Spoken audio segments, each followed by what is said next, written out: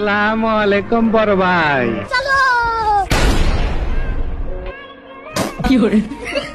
अब देख तू अब देख तू अब तू गया बेटा, अब तू गया, देख तेरी औकात मैं दिखाता हूँ तुझे।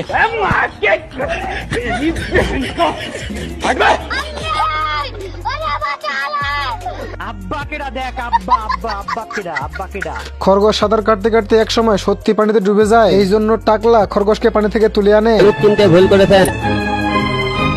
All of men are not gentlemen. All the poor men all. Oednity.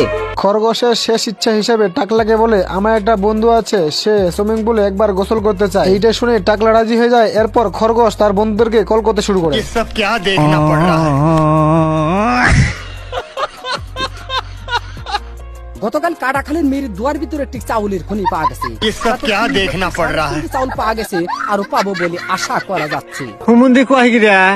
তো চাউলের খনি পাওয়ার আশায় হাঁস তার বোর্ড নিয়ে বেরোয় अब পড়ে। देख तू अब देख तू अब तू गया बेटा। খরগোশ হাঁসের পিছু করতে করতে জঙ্গল পের হয়ে একটা পাহাড় কাছে এসে পৌঁছায়। মনে করিছাও যে আমি কামাই করে নিয়ে আসি অন্য বাড়ির মেয়ে মানুষে খাওয়াবো, তাই না? অত সস্তা। হাঁস একটু সামনে এগোতেই খেয়াল করে দেখে ভালোবাসবেন না, তাহলে আপনার সুন্দর জীবন নষ্ট হয়ে যাবে। হাঁস তখনই পাহাড়ের মাঝখান থেকে চাবিটা খুলে নেয়। গাইস, আমি শুধু ভাবতাছি এরা যে এখানে কাজ করতেছে, এদের অবস্থা একটু পরে কি হবে।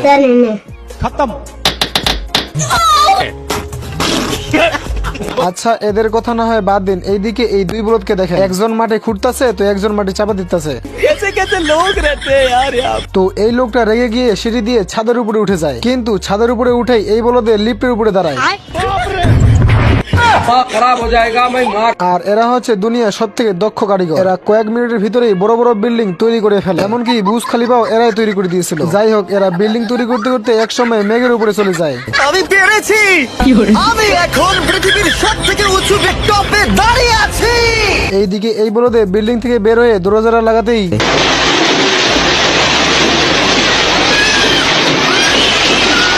দেখছেন, তাতেই এই অবস্থা।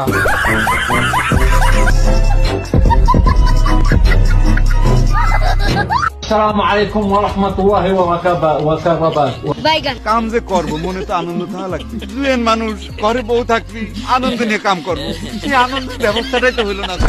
হাঁসের বাচ্চারা রাস্তার মধ্যে এত বড় একটা ডিম দেখে পুরাই অবাক হয়ে যায়। এই জন্য হাঁসের বাচ্চার ডিমটাকে নিয়ে সেখান থেকে পালিয়ে যায়। এইদিকে মুরগিরা তার ডিমে তা দিতেছিল, এই বড় ডিমটা মুরগির তায়ের ভিতরে লাগিয়ে দেয়। তখনই মুরগির সন্দেহ হলে মুরগি শাহিনকে ডাক দেয়।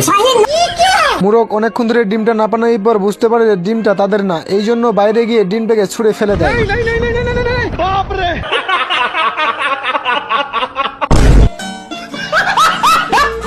আমি হিরো আলম থাকতে আমার এলাকায় তোরা ইফটিজিং করিচ্ছু। আস্তে আস্তে বাদ দিয়ে দেবো ভাই।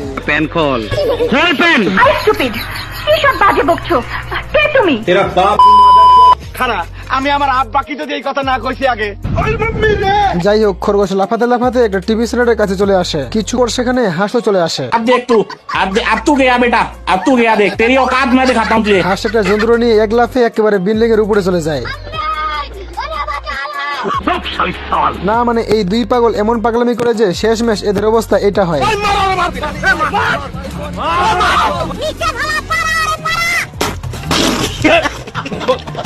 মানে গাইস, এইটা কি আসলেই ঠ্যাং ঘুরতেছে?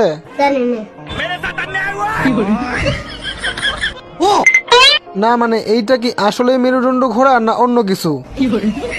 এইটা দেখে হাঁসের শরীর দুর্বল হয়ে যায়। গাইস দেখছেন, এই বলদে আবার পা দিয়ে হায় তুলতেছে। তো এই ফার্মে সবগুলো ঘোড়ায় অলস, কেউ সুই সুতা পড়াইতেছে তো কেউ বই পড়তেছে। আর এইদিকে এই বলদে আবার ঘুম মেটুপতেছে।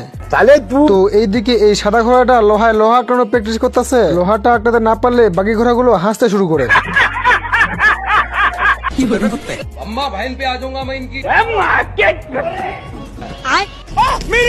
এরপর একের পর এক স্কোর বোর্ডে স্কোর লিখতেছিল। এরপরেই বিদেশ থেকে কিছু মহিলা সার্কাস দেখতে চলে আসে। না মানে ভাবা যায়, 2 দিন প্র্যাকটিস করে 3 দিনের মাথায় বিদেশ থেকে সার্কাস দেখতে চলে আসে।